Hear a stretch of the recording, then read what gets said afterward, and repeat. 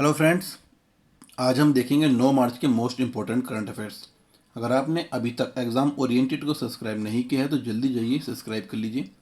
Video को like कीजिएगा, share कीजिएगा और कमेंट में तो ज़रूर बताइएगा कि आपको वीडियो कैसी लगती है। कुछ इम्प्रूवमेंट चाहिए तो वो भी आप कमेंट में लिखिए, मैं इम्प्रूवमेंट करने की पूरी कोशिश करूँगा।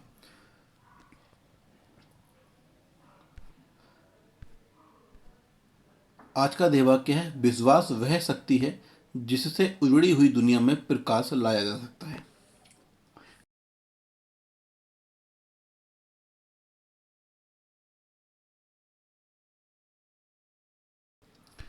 हेलो फ्रेंड्स, मैं सुमित और आप देख रहे हैं एग्जाम ओरिएंटेड 3.0। चलिए शुरू करते हैं। तो लास्ट वीडियो में क्वेश्चन था, हाल ही में केंद्रीय गृह मंत्री अमित शाह ने कहां से आयुष्मान सीआरपीएफ योजना का शुभारंभ किया। तो इसका राइट आंसर है गुवाहाटी, असम। गुवाहाटी एक असम की एक बहुत अच्छी और बड़ी जगह है, जो बहुत नामी जगह है।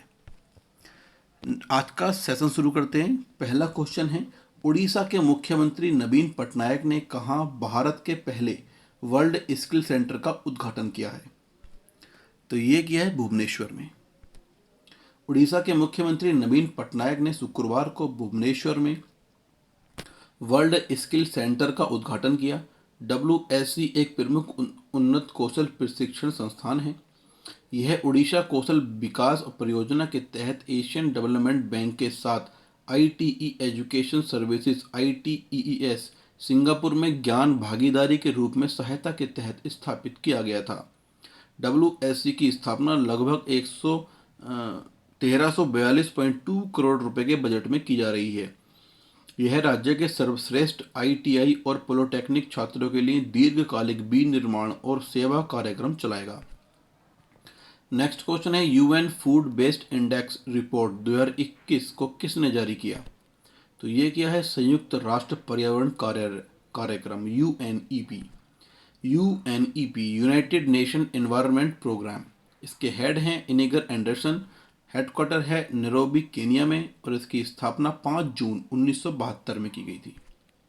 संयुक्त राष्ट्र की एक रिपोर्ट के मुताबिक दुनिया भर में जमकर खाने की बर्बादी हो रही है, जबकि दुनिया के कई देशों में लोग अब भी भूख से मर रहे हैं। साल 2019 में एक अनुमान के मुताबिक दुनिया भर में 93 करोड़ 10 लाख टन खाद्यान्न बर्बाद हुआ।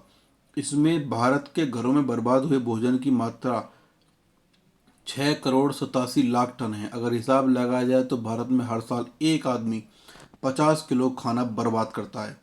संयुक्त राष्ट्र पर्यावरण कार्यक्रम और साझेदार संगठन WRAP की ओर से जारी खाद्यान्न बर्बादी सूचकांक रिपोर्ट 2021 में कहा गया है कि 2019 में 10 लाख इतना खाना हुआ है, जिसमें 61% खाद्यान्न घरों से, 26% खाद्यान्न सेवाओं और 13% खुदरा क्षेत्र से बर्बाद हुआ। रिपोर्ट में कहा गया कि इशारा करता है कि कुल वैश्विक खाद्य उत्पादन का 70% भाग बर्बाद हुआ है। जो भी खाद्यान्न था उसमें 70% ऐसा हुआ है जो बर्बाद हुआ है।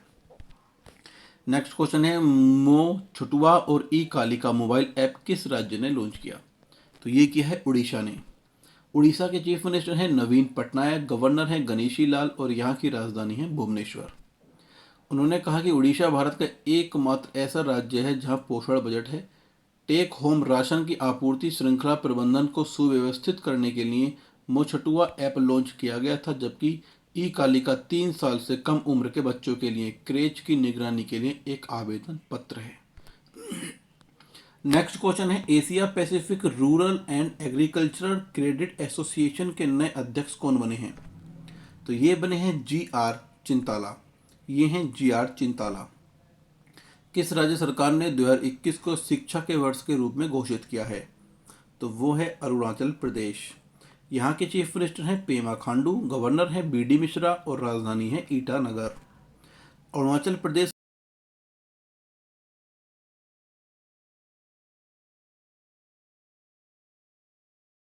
कहा कि सरकार की योजना शिक्षा क्षेत्र में 1000 करोड़ रुपए का निवेश करने की है। बजट पर चर्चा में भाग लेते हुए खांडू ने विधानसभा में बताया कि उनकी सरकार शिक्षा के स्तर में सुधार के लिए मिशन शिक्षा शुरू करेगी। इसके अगले 2 साल के दौरान शुरू किया जाएगा। इसमें मुख्य रूप से स्कूलों के बुनियादी ढांचे में सुधार, सूचना एवं संचार प्रौद्योगिकी और डिजिटल पहल के जरिए प्रौद्योगिकी। ईटानगर 5 मार्च अरुणाचल प्रदेश सरकार ने 2021 को शिक्षा के वर्ष के रूप में समर्पित किया। मुख्यमंत्री ने यह जानकारी दी। नेक्स्ट क्वेश्चन है, देश पहली इंजीनियरिंग रिसर्च एवं एंड डेवलपमेंट पॉलिसी किस राज्य ने लॉन्च की है? तो ये की है कर्नाटक ने। कर्नाटक के चीफ मिनिस्टर हैं BS येदियुरप्पा, गवर्नर हैं बाजूभाई बाला और यहाँ की राजधानी है बेंगलुरु। हाल ही में कर्नाटक ने देश की पहली engineering research and development policy launch की है। इस नीति के तहत बेंगलुरु नगरीय जिले के अलावा मल्टीनेशनल कॉरपोरेशन संस्थाओं को 2 करोड़ रुपए तक के किराए की 50% प्रतिपूर्ति की पेशकश की जाएगी। नवाचार को बढ़ावा देने हेतु सरकार विभिन्न परियोजनाओं हेतु कॉलेजों को धन मुहैया कराएगी और कॉलेजों एवं विश्वविद्यालयों में उद्योग उन्मुख पाठ्यक्रम विकसित कराने की लागत भी वहन करेगी। नेक्स्ट क्वेश्चन है, वर्ष 2020 के बिहारी पुरस्कार से किसे सम्मानित किया गया है? तो ये किया गया है मोहन कृष्ण बोहरा को। ये हैं मोहन कृष्ण बोहरा। 4 मार्च 2021 को के बिरला फाउंडेशन द्वारा 30वें बिहारी पुरस्कार 2020 की घोषणा की गई। इस वर्ष यह पुरस्कार मोहन कृष्ण बोहरा को प्रदान किए जाने की घोषणा की गई। उन्होंने यह पुरस्कार उनकी आलोचना की हिंदी पुस्तक तस्लीमा संघर्ष और साहित्य के लिए दिया जाएगा। यह पुरस्कार वर्ष 2016 में प्रकाशित हुई थी यह पुस्तक। इस पुरस्कार के तहत उन्हें 2.5 लाख रुपए, प्रतीक चिन्ह और प्रशस्ति पत्र प्रदान किया जाएगा। यह पुरस्कार वर्ष 1991 में के बिरला फाउंडेशन द्वारा प्रारंभ किया गया था, जिसे प्रति वर्ष विगत 10 वर्षों में प्रकाशित हिंदी राजस्थानी कृति के लिए राजस्थानी लेखक को प्रदान किया जाता है। गंतव्य है कि वर्ष 2019 का 29वां बिहारी पुरस्कार डॉक्टर आईदान सिंह को प्रदान किया गया था। हाल ही में बलदेव शरण नारंग का निधन हुआ है, वह कौन थे? तो वह थे एक संगीतकार। ये हैं बलदेव शरण नारंग। पंजाब के प्रसिद्ध संगीतकार बलदेव शरण नारंग का मंगलवार को दिल का दौरा पड़ने से निधन हो गया। संगीतकार नारंग के शागिर्दों की लिस्ट में मास्टर सलीम, बरकत सिद्धू, सुखबिंदर सिंह व हंसराज हंस जैसी कई बड़े नाम शामिल हैं। भारतीय सेना कर्मियों के खाते संभालने के लिए किस बैंक ने भारतीय सेना के साथ समझौता किया है? तो ये किया है कोटक महिंद्रा बैंक ने। इसके CEO हैं उदय कोटक, ये इसके फाउंडर भी हैं। हेडक्वार्टर है मुंबई और इसकी स्थापना फरवरी 2003 में की गई थी। कोटक महिंद्रा बैंक ने इंडियन आर्मी के साथ एक मेमोरेंडम साइन किया है। इस MOU के साथ ही अब कोटक महिंद्रा बैंक सेना के कर्मियों की सैलरी अकाउंट संभालेगी। यह पहला मौका है जब किसी प्राइवेट सेक्टर के साथ सेना ने करार किया है।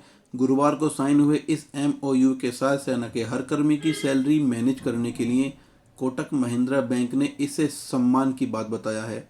बैंक की तरफ से इस बात की जानकारी दी गई है।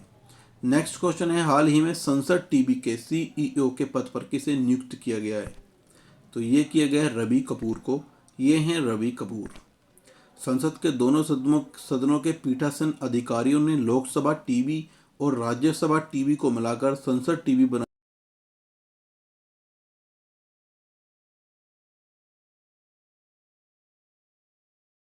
1 साल के लिए इसका मुख्य कार्यकारी अधिकारी CEO नियुक्त किया गया है। लोकसभा सचिवालय से जारी परिपत्र के मुताबिक कपूर को 1 मार्च से 1 साल के लिए इस पद पर नियुक्त किया गया है।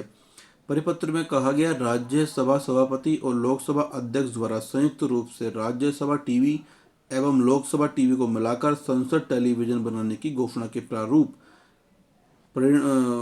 के परिणाम स्वरूप रवि कपूर को संविदा के आधार पर तत्काल प्रभाव से 1 साल के लिए मुख्य कार्यकारी अधिकारी नियुक्त किया गया है। इस क्वेश्चन का जवाब आपको बताना है कमेंट में। एकल श्रेणी में सुभाष चंद्र बोस आपदा प्रबंधन पुरस्कार 2021 के लिए किसे चुना गया है? अगर आपको वीडियो अच्छी लगती है तो लाइक कीजिए, शेयर कीजिए, सब्सक्राइब कीजिए, बेल आइकन को ऑन कर लीजिए। अगर आपको PDF चाहिए तो वो आपको वीडियो के डिस्क्रिप्शन में मिल जाएगी। ऐसे ही अच्छे करंट अफेयर के लिए बने रहिए हमारे चैनल के साथ। Thank you.